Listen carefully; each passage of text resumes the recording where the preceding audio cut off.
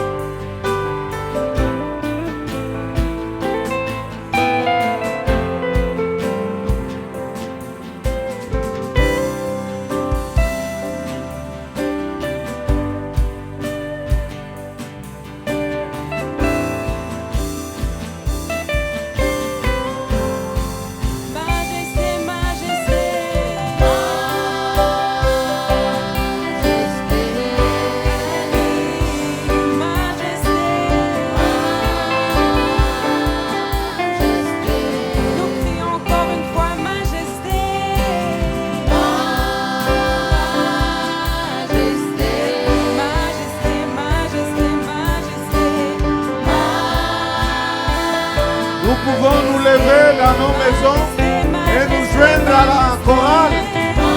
Joignez-vous à nous. Levez-vous s'il vous plaît et criez avec la chorale. Chantez et proclamez majesté. Prions et proclamons sa majesté. Il règne dans sa majesté, dans sa gloire.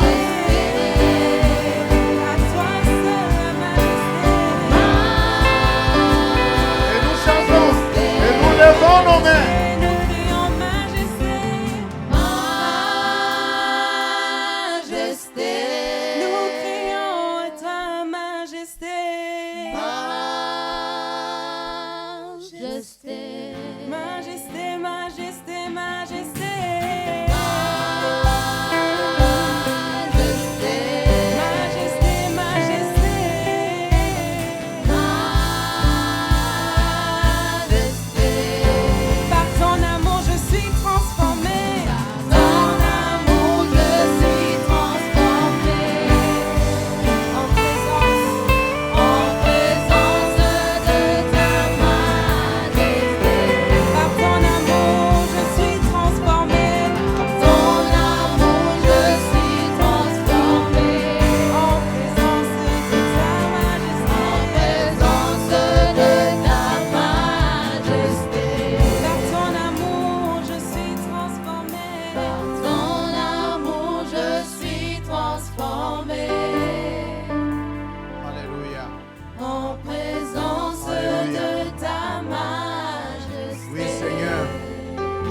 Tenons devant toi. Ta fille se tient devant toi. Ton fils se tient devant toi. Ton église se tient devant toi. En présence de toi, le Seigneur qui trône en majesté, afin que tout fasse silence et que toi, le Dieu qui est élevé, tu es élevé sur ton trône. Tu es élevé en majesté, en dignité et en gloire. Nous nous tenons devant toi, afin que tout en nous fasse silence et que tu règnes comme maintenant déjà. Tu as régné, puisque tu règnes d'éternité en éternité. Tu règnes encore en ce moment où nous voulons écouter ta parole. Parle à ta fille. Parle à ton fils. Nous t'écoutons, Seigneur. Et glorifie Jésus-Christ. Amen. Vous pouvez vous asseoir dans vos maisons et acclamer pour votre Dieu et acclamer pour encourager les amis de la chorale. Oui, nous avons Berit, Emmanuel, Bénédicte et notre sœur Emilienne.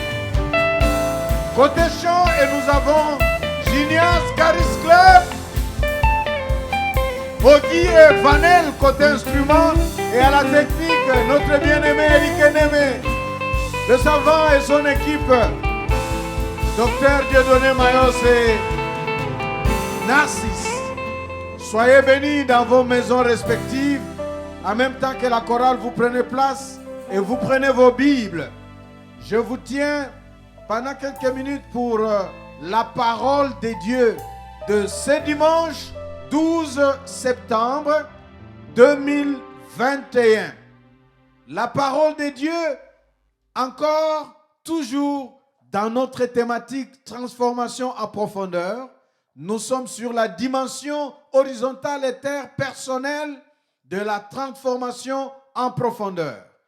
Dimension horizontale interpersonnelle de la transformation en profondeur, c'est une sous-série de la série Transformation en profondeur que nous avons commencé depuis dimanche dernier 5 septembre 2021. Dimanche dernier, le titre était Sens, signification et fondement biblique. Aujourd'hui, pour titre, tu aimeras ton prochain comme toi-même. Voilà le titre. Et si vous voulez, vous pouvez même mettre une emphase. Et tu aimeras ton prochain comme toi-même. Ce titre-là ressort du commandement. des commandements, les 10 commandements. Et avec ce titre de notre message, transformation en profondeur, série générale. La dimension horizontale interpersonnelle de la transformation en profondeur. C'est la sous-série que nous exploitons maintenant. Titre 2 de cette sous-série, et tu aimeras ton prochain comme toi-même. Nous commençons par lire des passages bibliques. D'abord, Marc chapitre 12. Dans vos maisons, ouvrez votre Bible. Là où vous êtes, si vous êtes en route, en déplacement ou quelque part, je vous accompagne tout lentement pour que vous ayez le temps de trouver le passage vous-même, de lire pendant que nous lisons ou de suivre la lecture. Marc chapitre 12, versets 28 à 30. Je le lis selon le texte du Nouveau Testament, parole vivante. Laissez-moi vous dire, à ne pas confondre avec parole de vie, qui est une autre traduction. Ici, parole vivante dit ceci de Marc 12, verset 28, nous irons jusqu'au verset 34e. À ce moment-là, un interprète de la loi qui a entendu leur discussion et qui a remarqué avec quel à-propos Jésus a répondu aux Sadducéens, s'approche et lui demande: quel est le commandement le plus important? Jésus répond: voici le commandement le plus important. Écoute Israël, le Seigneur notre Dieu est le seul Dieu. Et tu aimeras le Seigneur ton Dieu de tout ton cœur, de tout ton être, de toute ta pensée et de toutes tes forces. Et voici celui qui les suit immédiatement. Tu aimeras ton prochain comme toi-même. Il n'y a pas de commandement plus important que ceux-là. C'est le verset 31 qui nous donne notre titre du message. Tu aimeras ton prochain comme toi-même. Suite de lecture, verset 32. C'est parfait, maître, lui dit l'interprète de la loi. Tu as fort bien répondu. C'est comme tu dis, il n'y a qu'un seul Dieu. Et l'homme doit l'aimer de tout son cœur, de toute son intelligence et de toute son énergie. En même temps, il doit aimer son prochain autant que lui-même. C'est bien plus important que tous les holocaustes et tous les sacrifices.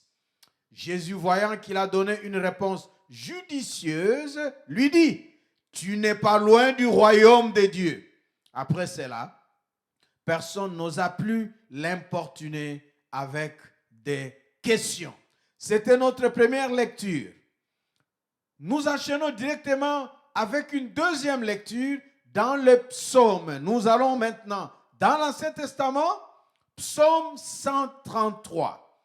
Et je le lis dans le texte de la Bible que j'ai ici, qui s'appelle la Bible du Semeur. Psaume 133.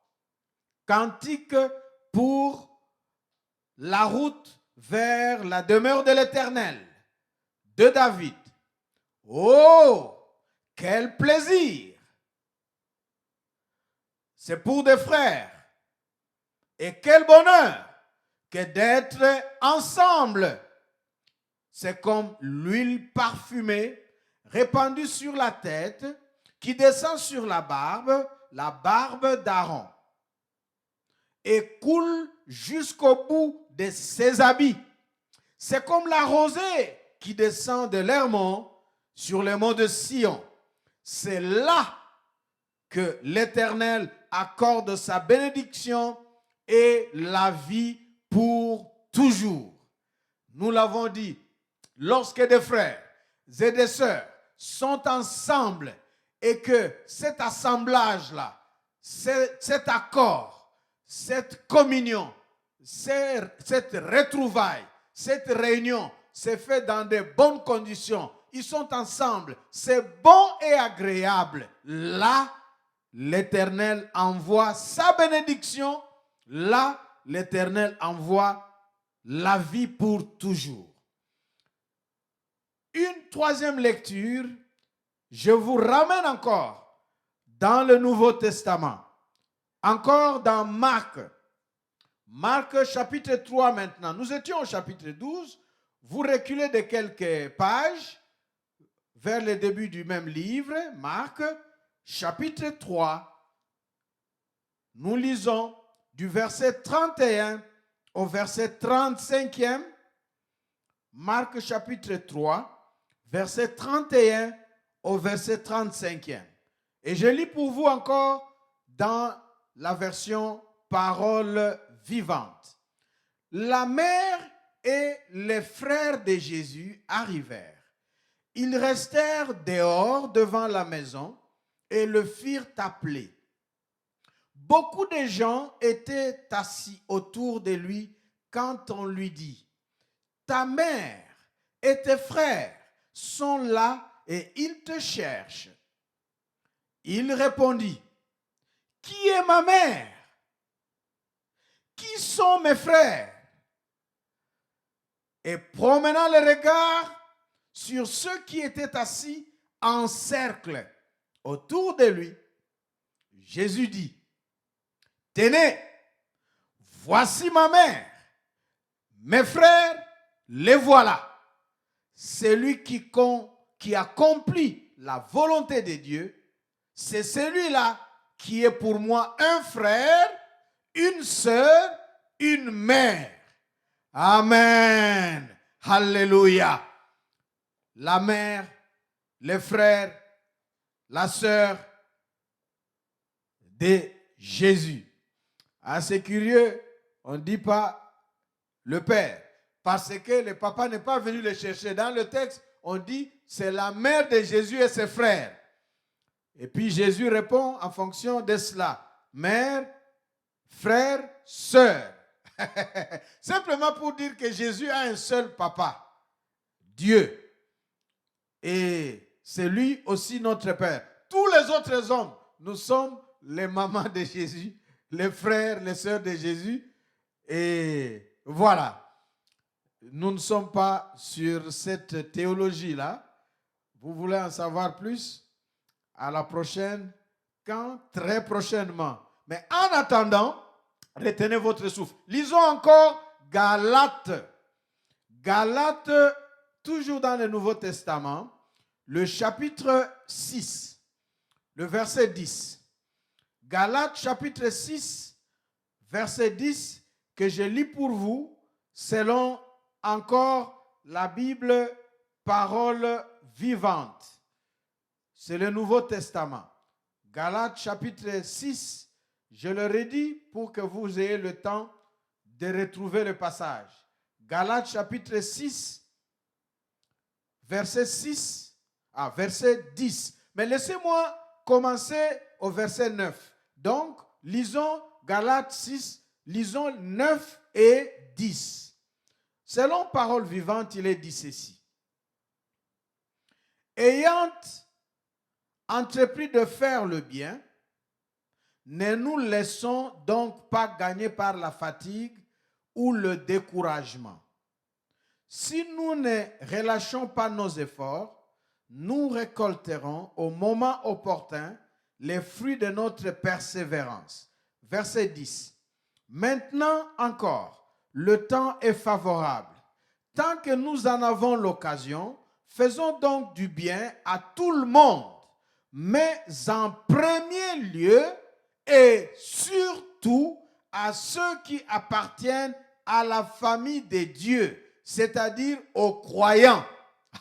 Notez bien ce verset, Galates 6, verset 10. Tant qu'il est favorable, tant que nous en avons l'occasion, faisons donc du bien à tout le monde. Tout le monde veut dire chrétien ou non chrétien. Celui qu'on connaît ou celui qu'on ne connaît pas. N'importe qui, tu es en possibilité de lui faire du bien, fais-lui du bien. Tant que tu en as l'occasion et la possibilité. Mais, en premier lieu, en priorité, en particulier, surtout, à ceux qui sont de la famille de Dieu, c'est-à-dire aux frères et sœurs en Christ. Notre tendance, notre promptitude à faire du bien à tout le monde ne doit pas l'emporter sur le bien qu'on doit faire aux frères et sœurs dans la même foi en Jésus-Christ. Ça signifie que quelque part, ça l'emporte même sur les membres de nos familles biologiques, selon ces textes. Alors, pourquoi ces textes au début comme cela? Parce que nous parlons de « tu aimeras ton prochain comme toi-même ». Laissez-moi ensemble avec vous nous amuser, vous demander qu'on s'amuse un peu à répéter cela. Allons-y ensemble. Tu aimeras ton prochain comme toi-même. Si vous êtes en famille ensemble, regardez quelqu'un et pointez-lui le doigt là. Le doigt là qu'on pointe là, si c'est comment vous l'appelez en français. Montrez la personne. Dites-lui ça. Tu aimeras ton prochain comme toi-même. Ça signifie que si vous êtes à deux, on est en train de s'indexer, de se pointer vice-versa, réciproquement. Tu aimeras ton prochain comme toi-même. Et j'aime la culture. Dans ma culture congolaise, on dit quand tu montres, tu fais ta main comme ça et tu montres à quelqu'un, tu aimeras. Il y a un seul doigt qui va vers la personne et on dit il y en a combien? 4. 4 qui reviennent vers toi comme ça. Tu aimeras et les 4 reviennent vers toi-même. Voilà. Mais ici, nous disons, tu aimeras ton prochain comme toi-même. Ça, c'est le titre de notre message. Bien aimé, nous parlons de la dimension horizontale interpersonnelle, de la transformation en profondeur. Avec le texte que nous venons de lire, et partant du message déjà abordé qui nous a fait comprendre que ce thème veut simplement parler des relations humaines en Jésus-Christ, ou bien des relations interpersonnelles en Jésus-Christ, ou bien des relations fraternelles en Jésus-Christ. Parce que les relations humaines concernent toute relation entre tous les êtres humains. Toutes les personnes chrétiennes, non chrétiennes, nous sommes en relation les uns les autres dans ce monde. Mais nous parlons plutôt des relations humaines, des relations interpersonnelles, des relations fraternelles pour ceux qui sont et partagent la même foi en Jésus-Christ. Pour ceux qui croient en le même Dieu à travers son Fils unique qui s'appelle Jésus-Christ, qui est le Seigneur et le Sauveur. Ceux-là sont frères et sœurs en Christ. Et ils sont dans une relation particulière que nous appelons relation fraternelle. Pourquoi? Parce que cela, nous considérons cela comme le seul modèle parfait des relations. C'est le seul modèle qui remplit l'aspiration intrinsèque profonde de chaque être humain d'être et de vivre avec. Les relations entre frères et sœurs dans la foi, lorsqu'elles sont véritablement vécues, sont la preuve de notre amour pour Dieu. D'où le commandement, après avoir aimé Dieu de tout son cœur, de tout son être, de toute son âme, de tout son esprit, de toute sa force, de toute sa pensée, on doit aimer son prochain comme soi-même. Il n'y a pas de choix. N'importe quel prochain, à plus forte raison, le prochain avec qui l'on est, on partage la même foi. La question sur laquelle notre message du 5 septembre, que vous pouvez retrouver en ligne, nous nous sommes séparés sur cette question. Est-il possible aujourd'hui de pouvoir aimer le prochain? Est-il possible dans la maison de Dieu, dans la famille chrétienne, dans une église locale, entre frères et sœurs, surtout pour nous, l'église francophone de Pékin, qui vous fait suivre ces cultes, se trouve en Chine. Et c'est une église composée essentiellement des étrangers. Tous étrangers. Et donc, nous avons des amis chinois qui nous visitent ou qui sont attachés en alliance de mariage. Mais en tout cas, nous sommes une église internationale composée des étrangers. Qui dit étranger signifie diverses nations comme origine, diverses backgrounds ou cultures. Et c'est facile de se retrouver de diverses origines, cultures, éducation, habitudes, habitude de manger, habitude de saluer, habitude de parler. Je me souviens, une fois, nous étions en réunion avec des amis, des collègues pasteurs, des Américains, des Asiatiques, des Britanniques, des Européens, des Asiatiques côté Malaisie, Hong Kong, Australie. Nous étions en réunion. Et puis quelqu'un a parlé et un autre a fait Et puis l'autre a regardé, mais comment ça tu as fait Et un autre a répondu Et maintenant, alors c'était un débat. Et maintenant, l'officier s'est arrêté, le pasteur qui dirigeait a dit why you did and you Et puis, pourquoi tu as fait et tu as fait Et il a demandé, mais pourquoi lui il a fait Et c'était Au finish de l'explication, l'un disait chez nous, c'est OK. L'autre dit, chez moi, quand tu fais tu es en train de remettre en question. Tu es en train de dire non. C'est pourquoi quand tu as fait moi je dis pour nous, ça signifie c'est comme ça. C'est comme ça. Alors toi tu fais j'ai dit Vous voyez, le débat était clos. Ce sont des tics, ce sont des idiomes à cause de la différence des cultures.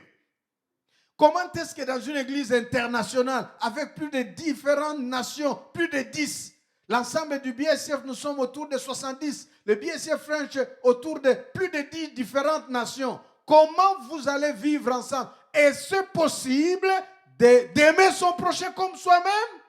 Est-ce possible de vivre le vrai amour entre frères et sœurs en Christ? Ça, c'est la question.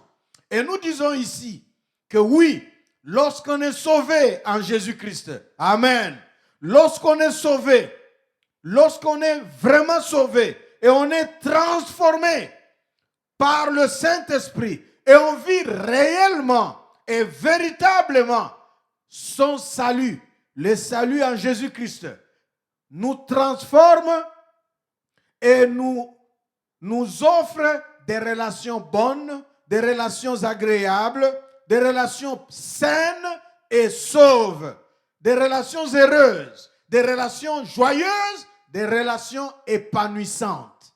C'est possible en Jésus-Christ. Pour ceux qui l'ont reçu comme Seigneur et Sauveur. 1. Pour ceux qui se sont laissés transformer par son amour et par son salut. 2. Et pour ceux qui apprennent à être ensemble et savent que c'est bon, c'est agréable. Et c'est là que Dieu répand la vie et la bénédiction. Cela est possible. Comment cela se passe pour que cela soit possible? Et pourquoi? D'abord ici, selon Romains, chapitre 5, si vous lisez tous les chapitres de l'épître de Saint Paul aux Romains, vous allez trouver que ce chapitre corrobore d'ailleurs et fait écho au commandement le plus important que nous venons de lire dans Marc 12. Ce commandement parle des bénéfices du salut comme transformation en Jésus-Christ. Dans Romains 5, parlant de l'amour pour Dieu, Dieu qui nous a aimés, nous a justifiés. Et de même que le péché et la dégradation, la détérioration qui a affecté les relations entre les êtres humains est venue par le péché, de même la justification par le salut en Jésus-Christ nous restaure et nous apporte comme bénéfice d'être transformés, d'avoir la bénédiction et la vie. Pourquoi? Romains chapitre 5.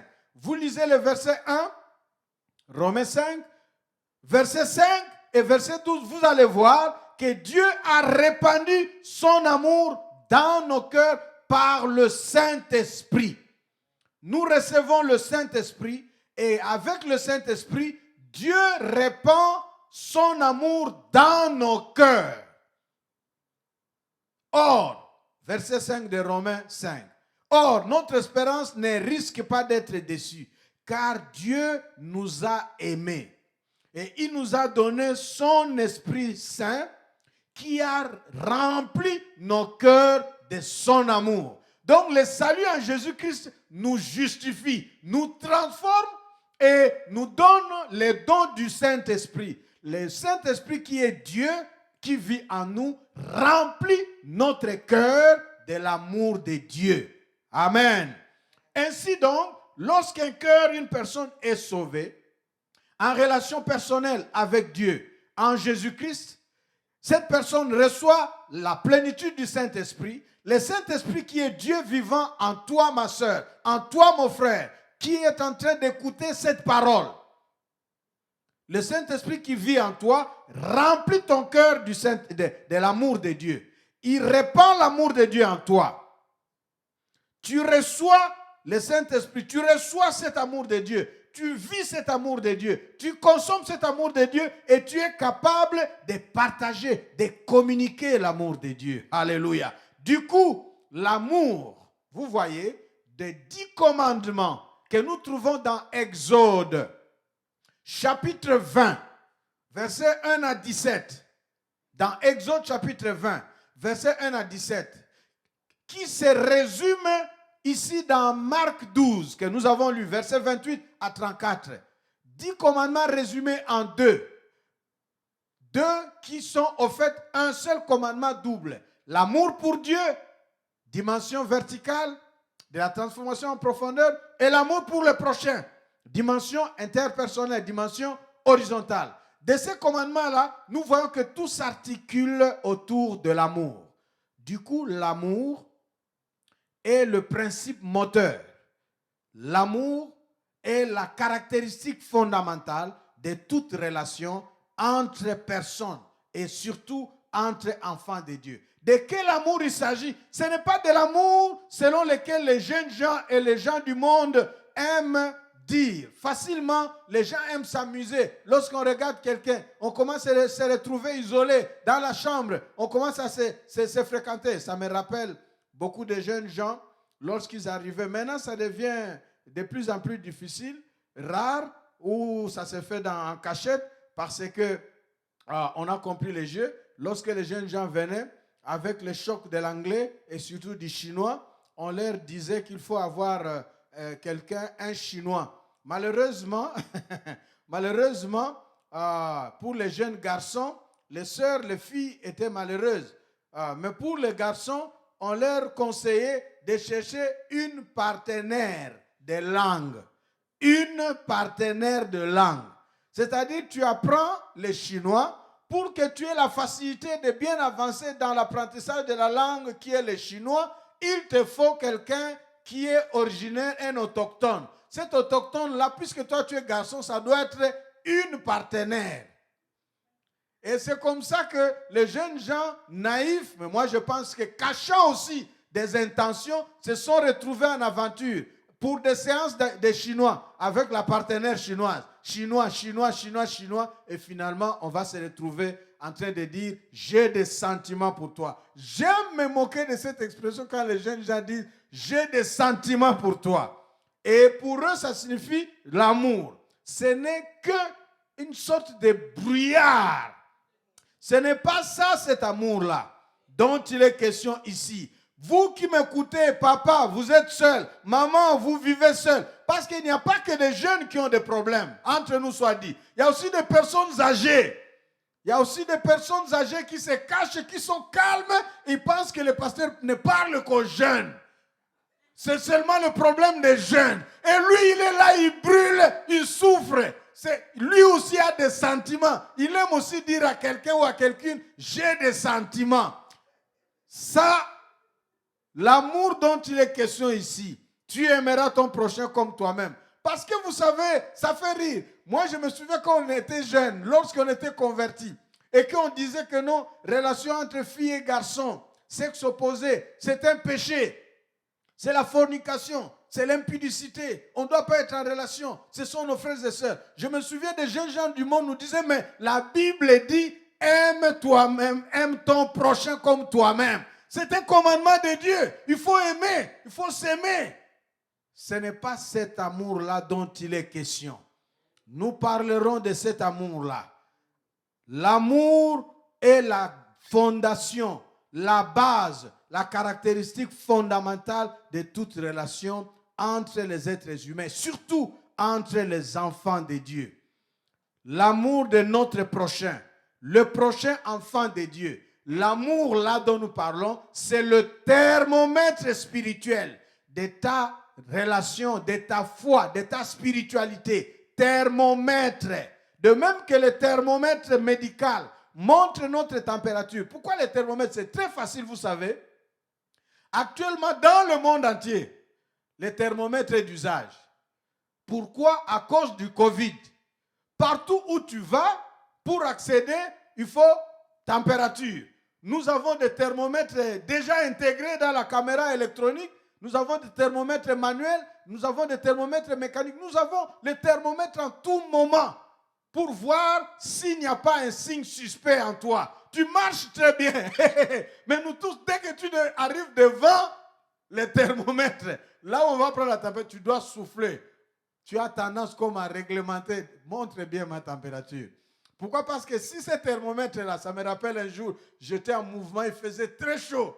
Et j'étais pressé pour aller à la réunion. Et je sors de la voiture, là, je marche. Et parce que parfois, avec l'hiver et en lieu très froid, moi, j'aime, même s'il fait très chaud, de recevoir cette chaleur-là sur mon corps, un peu comme réserve au temps de froid et de glace de neige. Alors, je sors là, transpirant, j'arrive, et puis on me met la température, ça fait 37,2. En plein coronavirus. Et les gens qui étaient là, ils m'ont regardé. Et puis quelqu'un a dit, bon, mets-toi un peu à côté. Et je me suis mis à côté, et j'étais calme pendant quelques secondes, moins d'une minute. Et puis après, quand moi-même j'ai compris, parce que j'étais très bouillant là, et sous la chaleur, et la température était normale. Bien-aimé, l'amour que tu as pour Dieu s'est traduit par l'amour que tu as pour ton prochain, surtout ton frère et ta sœur en Christ. C'est le thermomètre de ta spiritualité. C'est le thermomètre de ta relation avec Dieu. C'est le thermomètre de ta foi. C'est comme cela qu'un mari qui aime bien son Dieu doit l'éprouver par son amour pour sa femme. Et une femme qui crie « J'aime Dieu », doit l'éprouver par son amour pour son mari et vice-versa. Dans les relations interpersonnelles, le thermomètre spirituel, l'amour. Alors, pourquoi nous disons caractéristique fondamentale? Parce que cet amour dont nous parlons, c'est l'amour de Dieu et a quelques caractéristiques. Je vais vous rappeler les caractéristiques distinctives de l'amour. L'amour selon Dieu. L'amour pour ceux qui sont enfants de Dieu. L'amour pour ceux qui sont nés de nouveau dans la foi en Jésus-Christ. Nous allons vous les rappeler à grosso modo et de manière glossaire. Les caractéristiques distinctives des relations interpersonnelles en Jésus-Christ, ces caractéristiques-là sont des caractéristiques que partagent et qui sont sous-jacentes, qui sont rattachées, qui découlent de l'amour comme caractéristique fondamentale, base de toutes les autres caractéristiques. Autrement dit, les relations entre frères et sœurs en Christ doivent avoir des caractéristiques distinctives principales que nous énumérons. Mais ces caractéristiques distinctives principales que nous énumérons trouvent leur fondement, leur fondation, leur base dans la mère de toutes les caractéristiques que nous appelons l'amour. C'est l'amour pour Dieu. C'est l'amour de Dieu envers nous qui l'a poussé à nous sauver. C'est notre amour pour Dieu qui nous rattache à Dieu et du coup qui se répercute dans notre amour les uns envers les autres. Quelles sont les autres caractéristiques distinctives? Pour l'amour, notez chez vous 1 Corinthiens chapitre 13, qu'on appelle l'hymne à l'amour. 1 Corinthiens chapitre 13, que vous lirez chez vous. Toujours pour l'amour comme caractéristique, notez 1 Jean chapitre 3. Vous pouvez lire le verset 1 jusqu'au verset 18. L'autre caractéristique de l'amour, des relations interpersonnelles dans la foi en Jésus-Christ, c'est le pardon. Le pardon. Notez pour le pardon, Nombre, chapitre 14, verset 15 à 20. Nombre chapitre 14, versets 15 à 20. Psaume 86, versets 5 à 16. Ça parle du pardon. Psaume 32, tout entier. Ça parle du pardon. Psaume 103, versets 1 jusqu'à 14. Nous parle aussi du pardon. Donc nous avons l'amour, nous avons le pardon. Ce sont des caractéristiques qui doivent marquer nos relations dans le Seigneur Jésus-Christ. Troisième caractéristique, l'humilité. L'humilité, notez Matthieu chapitre 5, verset 3 et verset 7. C'est la partie de ce qu'on appelle les béatitudes. Et curieusement, le verset 3, c'est la première béatitude. Et la première béatitude parle de « heureux ceux qui ont les cœurs, on dit les pauvres en esprit ». C'est-à-dire ceux qui sont démunis en eux-mêmes. Ils ne sont pas puissants, ils sont faibles et ils ont besoin de Dieu. Ils dépendent d'un autre pour survivre, comme les sans-voix. Et donc, l'humilité se trouve être ici comme la caractéristique intéressante qui est listée dans la liste des béatitudes. Matthieu 5, 3 et 7. Nous avons Philippiens, chapitre 2. Philippiens, chapitre 2, versets 5 à 11. Ça se rapporte à Jésus-Christ. Philippiens, chapitre 2, 7, 5 à 11. Ça se rapporte à Jésus-Christ. Et nous aimons le verset 11. Il a reçu le nom qui est au-dessus de tout nom. De telle sorte que lorsqu'on prononce le nom de Jésus-Christ, tout genou dans le ciel et sur la terre et sous la terre doit fléchir et reconnaître et crier et proclamer et confesser et déclarer et prier que Jésus-Christ est le Seigneur à la gloire de Dieu le Père. Ça, c'est la fin de cet hymne christologique. Mais il commence par quoi, cet hymne christologique? Le verset 5 dit ceci: ayez en vous-même, aspirez à développer les sentiments qui étaient en Jésus-Christ. Waouh! Donc, voyez, les sentiments qui étaient en Jésus-Christ, tout ce qui est décrit dans la suite à partir du verset 6, Philippiens chapitre 2, ça décrit son abaissement, son dépouillement, son humilité, jusqu'à s'humilier. L'humilité. L'autre caractéristique, c'est l'acceptation. Les relations interpersonnelles doivent être marquées par l'amour, le pardon, l'humilité, l'acceptation. Matthieu chapitre 18, versets 15 à 35. Nous accepter et accepter l'autre. Romains 5, on dit que Dieu, alors même que nous étions pécheurs, il nous a aimés. Au fait, ce n'est pas nous qui l'avons cherché pour qu'il nous sauve. Nous n'avons pas fait recours à lui, mais c'est lui. Et le texte dit même, on peut même se sacrifier pour quelqu'un de bien, quelqu'un qui le mérite. Mais alors que nous ne méritions rien, Dieu a payé pour nous montrer combien il nous aimait. C'est-à-dire, Dieu t'a accepté tel que tu es. Dieu t'a aimé, il t'a accepté tel que tu es. Waouh! Je réfléchissais à cela. On va y revenir. Parce que je me disais, accepter quelqu'un tel qu'il est. Maintenant, si on doit regarder les différentes origines, et nous voyons d'abord nos familles biologiques, nous voyons combien nous sommes différents. Pour nous accepter, même des gens qui sont en famille biologique, ce n'est pas facile. Mais Dieu maintenant, il accepte les Chinois, chaque Chinois tel qu'il est. Il accepte les Malaisiens, chaque Malaisien tel qu'il est. Il accepte les Indiens, chaque Indien tel qu'il est. Waouh! Et Dieu accepte les Américains, chaque Américain tel qu'il est. Il accepte les Argentins. Dieu, il accepte les Congolais. Et il accepte les Gabonais, les Centrafricains. Il va accepter les Nigériens tel qu'il est. Il va accepter les Malaisiens, les Éthiopiens. Regardez, Dieu va accepter l'Allemand tel qu'il est. Même l'Allemand qu'on a appelé Hitler. Maintenant, regardez le travail que Dieu a.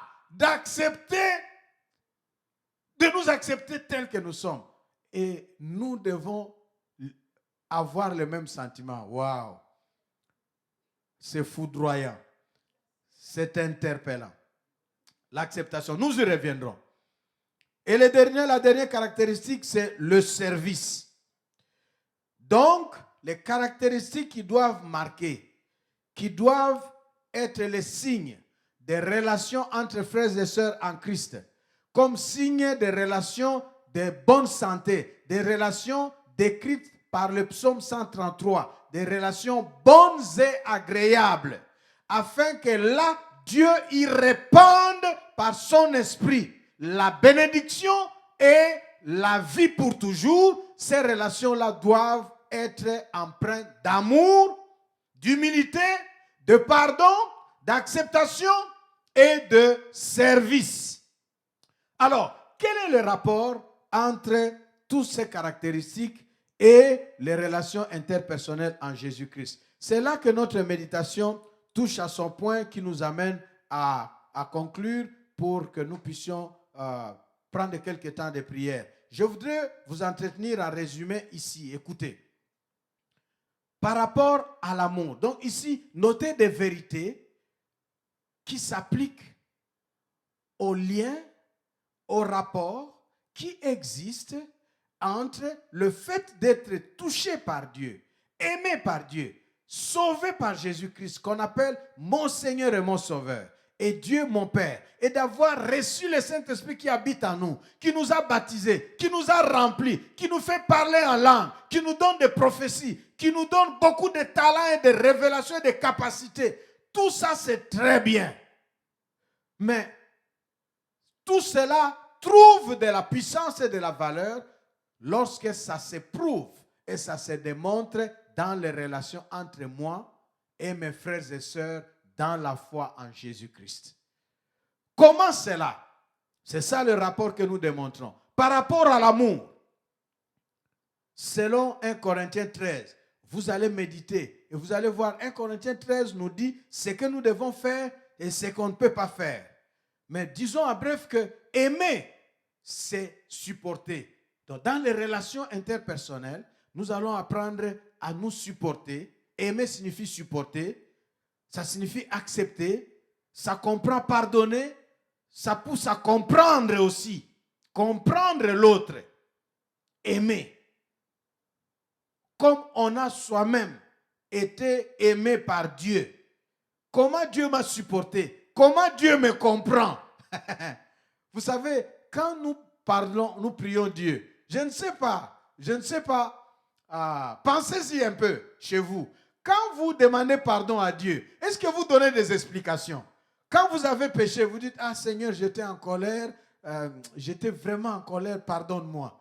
Est-ce que vous priez en disant, j'étais en colère parce qu'il m'a énervé? Hein? Tu sais Dieu, c'est lui au fait. Mais toi tu sais, moi, je suis prompt à la colère. Quand la colère vient vraiment, ça m'emporte vite et je suis parti. Ah, pardonne-moi vraiment. Nous ne donnons pas toutes ces explications. Très souvent, nous sommes tellement brisés. Pourquoi nous disons, Seigneur, pardonne-moi? Et nous nous sentons coupables et malheureux. Parce que la vraie raison, c'est que nous savons que Dieu nous connaît. Et nous aimons répéter, Seigneur, tu me connais tel que je suis. J'ai encore péché. Seigneur, pardonne-moi.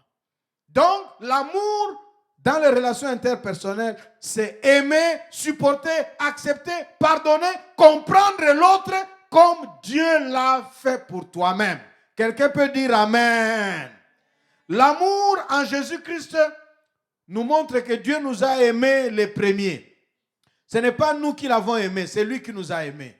Il nous a aimés et même si nous ne méritons pas cet amour, il continue de nous aimer. Et il continue de répandre dans nos cœurs le Saint-Esprit. Et puisque Dieu répand le Saint-Esprit dans ton cœur, le Saint-Esprit te rend capable d'aimer en Jésus-Christ. De ne pas aimer de l'amour des enfants qui disent « j'ai des sentiments pour toi ». Et vous savez, quand quelqu'un dit « j'ai des sentiments pour », des sentiments pour ce garçon, des sentiments pour ce monsieur, des sentiments pour cette fille, c'est déjà une déviation parce que vous allez trouver quelqu'un qui a des sentiments pour quelqu'un. Si c'est des sentiments d'amour, la personne ne dort pas. La personne n'a pas d'appétit. Comment est-ce que le sentiment d'amour vrai va t'enlever le sommeil et l'appétit? C'est déjà un signe simple que ce n'est pas de l'amour dont il est question, cet amour qui est répandu dans nos cœurs par le Saint-Esprit. L'amour qui est répandu dans nos cœurs par le Saint-Esprit est un amour inspiré par la vie de Dieu. L'Esprit de Dieu est tel que Jésus nous l'a appris. C'est pourquoi je voudrais vous amuser. Nous, quand on était jeunes, on chantait un chant d'amour entre nous, frères et sœurs, en Christ, dans les réunions. Je t'aime de l'amour du Seigneur. Oui, je t'aime de l'amour du Seigneur. Car je vois en toi la gloire de mon roi. Et je t'aime de l'amour du Seigneur. Moi, je t'aime de l'amour du Seigneur. Je t'aime de l'amour du Seigneur. Car je vois en toi la gloire de mon roi. Oui, je t'aime de l'amour du Seigneur. Pas de n'importe quel amour. Pas de n'importe quel amour. L'amour du Seigneur dans les relations. Cet amour est marqué par la générosité. Il y a la générosité fraternelle, le service dans la foi commune, dans l'amour, dans les relations interpersonnelles. On ne doit pas se fatiguer de faire le bien. Écoutez, bien-aimés, frères et sœurs, jeunes gens, ne vous fatiguez pas de faire le bien en Christ. Ne vous fatiguez pas parce que la vie va vous fatiguer. Vous allez vouloir dire, j'ai déjà fait du bien, j'ai fait ça à tel. Qu'est-ce que j'ai récolté? D'ailleurs, on peut énumérer les déceptions qu'on a reçues pour avoir une bonne raison de ne plus continuer à faire du bien. Ne vous lassez pas de faire du bien parce que nous sommes la vraie famille modèle. Vous avez des références bibliques. Colossiens chapitre 3, verset 12 à 17. 2 Thessaloniciens chapitre 3, verset 13. Tite chapitre 3, verset 14 et 15. Oui, les relations sont aussi marquées par le service. Et nous voulons, dans l'amour de Dieu, aujourd'hui nous arrêter là, ouvrir nos cœurs à ce que le Saint-Esprit, Romains 5, verset 5 dit, le Saint-Esprit répand l'amour de Dieu dans nos cœurs. Et je voudrais que nous puissions remercier Dieu. Je voudrais prier pour vous. Mais je voudrais vous laisser chanter avec la chorale pendant ce moment pour vous ouvrir. Chantez avec la chorale pour vous ouvrir à l'amour de Dieu. Et je reviendrai pour clôturer seulement et prier pour l'Église. Je voudrais laisser, peut-être pour vous, chanter au Seigneur, c'est le célébrer. Je voudrais que vous puissiez chanter librement. Je voudrais demander à la chorale de chanter ce que vous avez prévu pour danser. Levez-vous les amis qui êtes là. Célébrez Dieu ensemble. Chantez son amour. Chantez la joie d'être en Jésus-Christ qui nous aime. Bénissez le Seigneur qui nous a acceptés tels que nous sommes. Chantez, ouvrez-vous au travail du Saint-Esprit pour que vous ne puissiez plus vous lasser de faire le bien. Et pendant que nous chantons, que le Saint-Esprit répande l'amour dans vos cœurs et que vous ouvriez votre cœur à l'amour de Dieu par le Saint-Esprit. Dans vos maisons respectives, vous pouvez prier, mais je voudrais vous ouvrir plutôt à célébrer Dieu, à vous réjouir avec nous ici, en chantant à notre Seigneur. En attendant, merci Seigneur.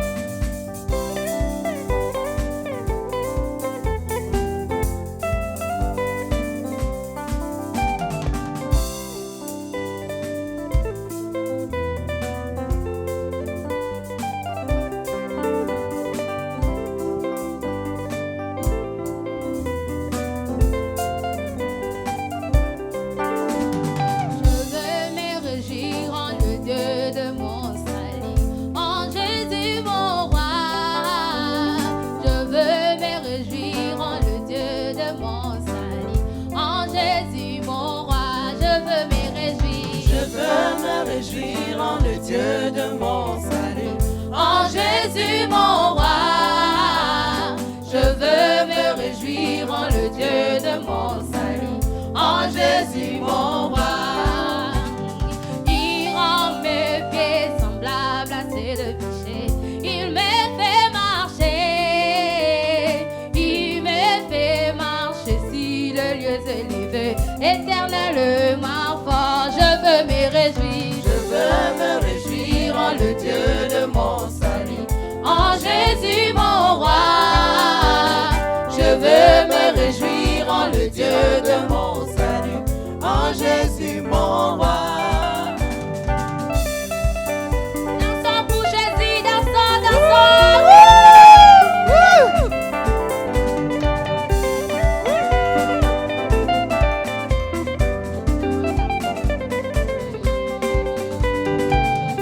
Alléluia, Alléluia, Alléluia Jésus.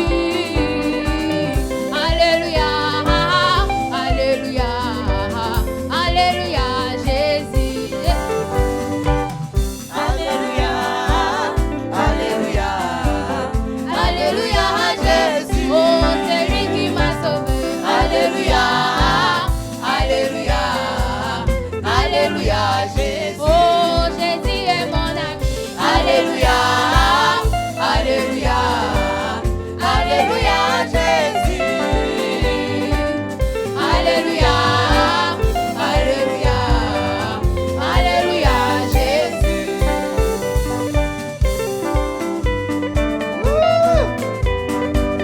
Ensemble, louons le Seigneur, n'importe où vous êtes.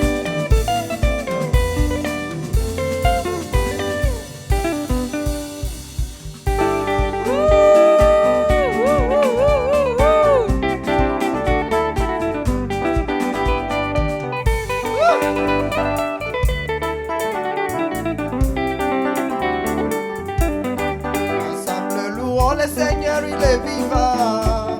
Ensemble, louons le Seigneur, il est vivant. Ensemble, louons le Seigneur, il est vivant. Ensemble, louons le Seigneur, il est vivant.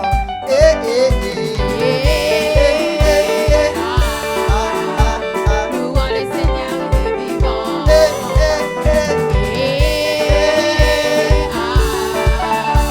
Louons le Seigneur, il est vivant. Ensemble, acclamons le Seigneur.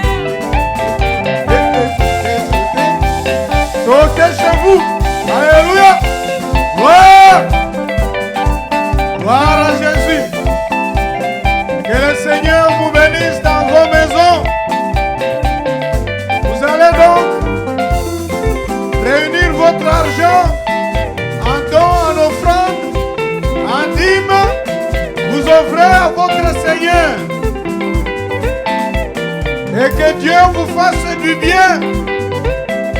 Qu'il remplisse vos cœurs de son amour. Et que Dieu sanctifie vos relations. Que le Saint-Esprit vous donne la force d'être remplis d'amour les uns les autres. Si vous avez abandonné, si vous étiez lassé, découragé, que votre amour soit renouvelé et que Dieu purifie vos relations fraternelles. Que Dieu bénisse votre argent, qu'il bénisse votre dîme, qu'il bénisse vos dons, qu'il bénisse vos maisons et qu'il bénisse toute relation bonne et agréable que vous entretenez avec un frère, une sœur dans le Christ, dans la foi. Merci Seigneur pour ta parole. Bénis cette semaine.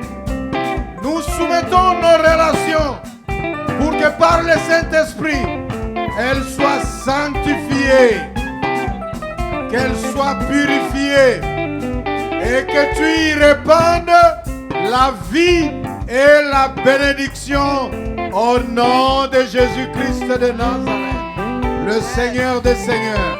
Amen. Amen. Amen. Très bon dimanche.